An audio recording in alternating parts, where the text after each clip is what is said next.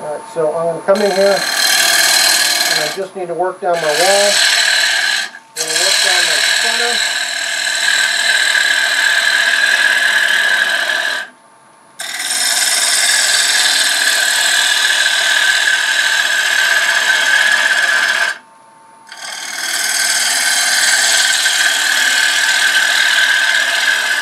I'm trying to match my outside curve with the curve on the inside.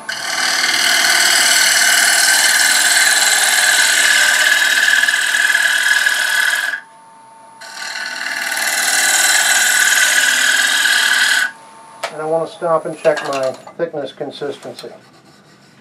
Digital calipers. Right there.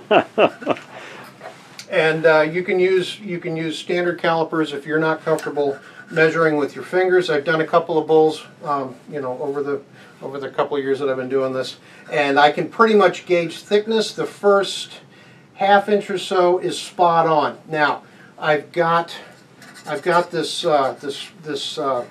bark inclusion on the top.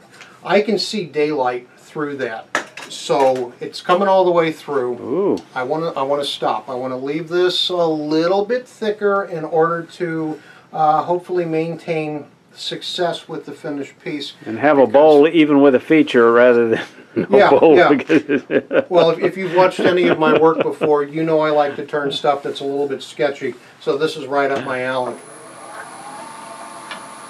I'll move a little more of the center there. Yeah, and if it holds together, it's going to be really pretty. Now, I don't know if you can see it, but there's more of that bark inclusion, and that's where two branches kind of grew together. That's bark on the inside of this piece.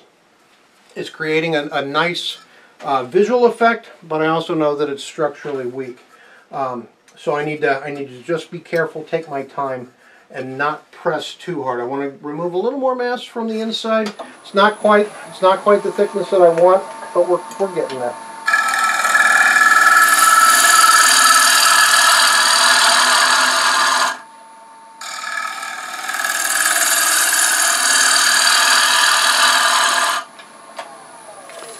If we'd had more time and it wasn't raining outside, we could have probably picked a better, cut off a better blank than this one. But gone out and make what we wanted.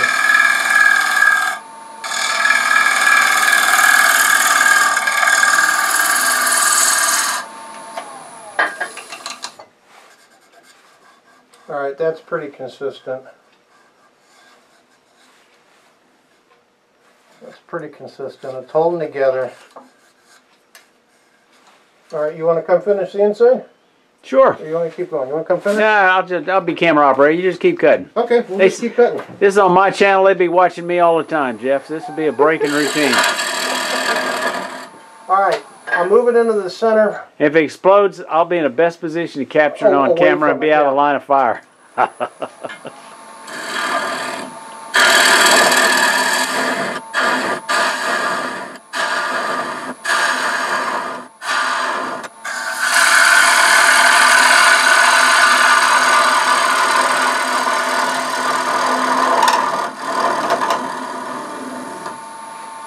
Alright, now I'm in a position where I've completely cored out the center. I don't ever want to come back up and mess with the rim. Things are going to start moving because I know I've got these weak spots here because of that bark inclusion. I want to listen, I want to stop and pay attention. Thickness wise, it's fairly consistent. I got some tool marks in there. I could probably switch to a round scraper if I wanted to refine that a little bit more, but I think I'm going to take the infamous one more cut, just because. Alright, I'm staying away from the rim. I'm starting inside. Very light cut. I'm not hogging out wood. I'm just trying to make sure I get rid of my tool marks.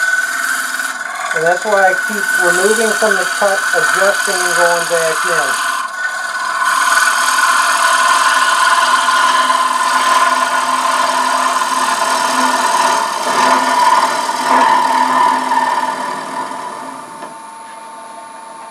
I also slowed my cut way down. That gives me much more control over the entire process.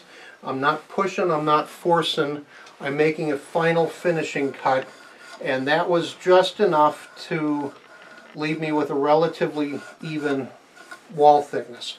We're down as far as we need to go. I don't want to get too cocky, and but aside from some sanding, the inside's done. Cool. All right. Is that the way we're going to leave the rim? I think that's the way we're going to leave the rim. You Okay. good with that? So, yep, I'm good with that. Now we got to figure out how we're going to turn it around. My preference is a vacuum chuck, but with that bark inclusion, that might not work on this one. All right, so we've got a couple of options. We could do cold jaws, which is a nice, simple, quick mechanical holding, or we could do a wooden jam chuck and hold it between centers, turn down the bottom almost completely all the way, and finish the little nubbin right at the end off the lathe. So we've opted to use the cold jaws or mega reversing jaws or large mounting. Every manufacturer calls them something a little different. I tend to call them cold jaws because that's what I was used to. Mondo grabbing super duper things. And the only downside to these is it does take a couple of minutes to change out the bumpers, and that doesn't seem to matter what manufacturer you're dealing with. So what I like to do, It's still 8 screws you got to mess with. Still 8 screws you got to mess with, but I like to do opposing sets first, just in case I get the sizing wrong. Yeah, good idea. 6, 7. Okay, so we opted for the cold jaws. We've got everything in place, got it mounted, got a tailstock up for extra measure of safety till we pretty much remove the tenon and we get ready just to do that final bottom. Can I use that? Sure. Okay. All right, so before I grab my shield and finish off the bottom, using the cold jaws. This is not intended to be used as a way to turn a vessel. It's intended to be used as a way to hold a piece to either finish the bottom like we're doing here, or if you have rough turned something and it's dried for a year or two and it's gone out of round, you can hold it in a cold jaw and true up your tenon in order to put it back into a chuck and finish your turning. Because we're holding on these rubber bumpers, even though it's very strong and will allow me to remove the tailstock for the very end, removing that last little bit of nubbing, it's really not intended to be used to hold a block of wood, to rough turn. They're just not designed for that. So work within the parameters of your equipment. And you can't see it, but underneath this rim it says only use up to 600 RPM maximum. We don't want this piece coming out, and if it comes out, I don't want it coming out any faster than at 600 RPM. And what I like to do in my own shop is I've got a roll of, it's basically pallet wrap, not kitchen wrap. Kitchen wrap is not strong enough. This is pallet stretch wrap. I found mine at Walmart, but you can get it at Amazon and hardware stores and all sorts of things. It's about a 6 or so inch long roll, and I can use that to... Hold that thought. Okay, a picture's worth 1,000 words, so... Mike happens to have exactly what I was talking about. This is what we're talking about. It's stretch tape. It's stretch wrap, and it's thicker, way thicker than the stuff that you use in the kitchen. And if this was a bigger piece or something that was more expensive or fancy, a burl or something that I've spent a lot of time and effort, I would actually wrap the stretch wrap around the wood in order to provide a little more security and stability in the holding power here. It won't stop the piece from coming out of the jaws if that is what is just meant to be. What it will stop is the piece coming back and getting you. It'll stop it from shooting across the room. You've got a better chance of not ruining the entire piece if you add a little more security with something like this. Now, while I've got the tailstock involved, nothing's going to move. It can't. When I get to the very end, I want to pull the tailstock and finish the rest with my tool. So let's go ahead and do that. I want to go ahead, I'm just going to start with my bull gouge. My cuts are going into the headstock. I'm not cutting across. I'm directing all of my force into the most heavy part of my machine, and that will reduce the possibility of me prying the bowl off of the cold jaws themselves. Alright, so I set my speed to 600. just like the instructions say. We're there, 595, and I'm just going to nibble away this little tenon here.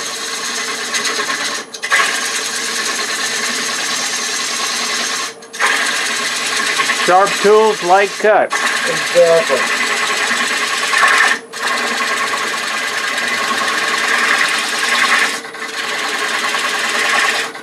Sometimes on that type of cut, I drop 2 or 3/8 inch bowl gouge just to have less steel on the wood. That's right.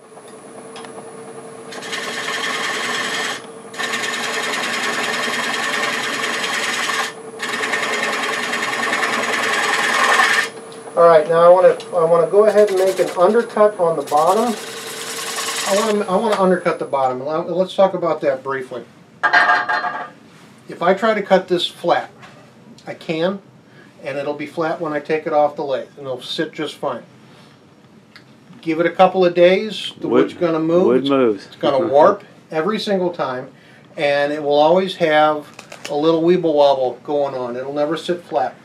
If I undercut the bottom slightly, no matter if it's a wider bottom like this, or if it's a narrow foot or something decorative, a decorative element, undercut the bottom. Every piece you turn, every time you turn it, if you intend it to sit down flat, the only way it's going to sit down flat is if you undercut. That way, when the wood moves, and it will, it'll always sit on this little edge that you create. It'll always have at least 3 points of contact, and it won't move.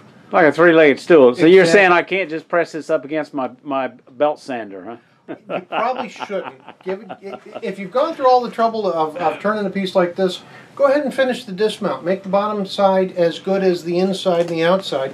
It's all part of the same, and that elevates you as a craftsperson. So I'm just doing a slight undercut.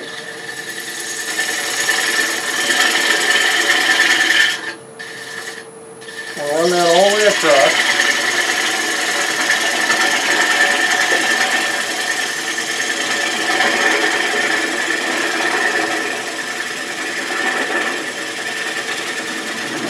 Alright, I've gotten as much as I can with the tailstock in the way. So now I want to quickly, where'd that chuck key go? Right here. I want to quickly make sure that my jaws are snug.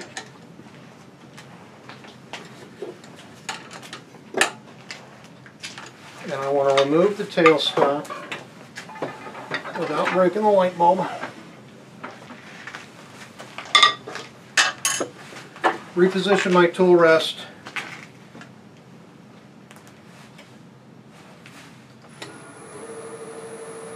Check my speed. Switching tools to a detail spindle gouge, and I'm just going to work this down. All my force is going into the headstock. Alright, tool rest is a little high for that tool. I want to direct all my force into the headstock and just whittle it away.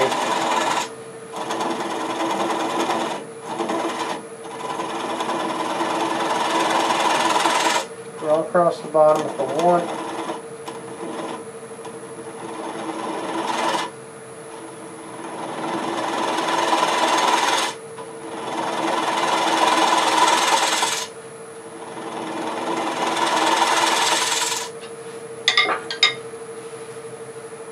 Final pass with the bowl gouge.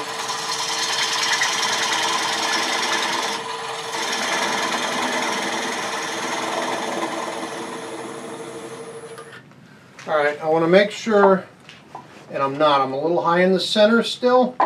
Simple straight edge, I want to bridge that, and I want to make sure that the entire underside is undercut.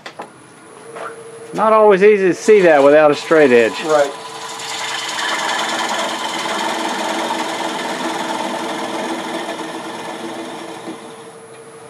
And because the machine's moving slower, my cuts are moving slower. I don't want to force. I want to let the tool, that's perfect. I want to let the tool do the cutting, do the work. I'm lazy, make the tool and the machine do what they need to do. Now I think Mike's got an idea that he wants to do here, so I'm going to leave him with the messy bottom, and see what he's got in mind. All right, we're going to sand it just briefly off camera, and then we'll come back and texture it. Okay, we got it back down to about 600. We're going to use a texturing tool or knurling tool or Wagner tool, whatever you want to call it. Hold it in place, brace it. People who don't have good luck with this don't tend to hold it long enough.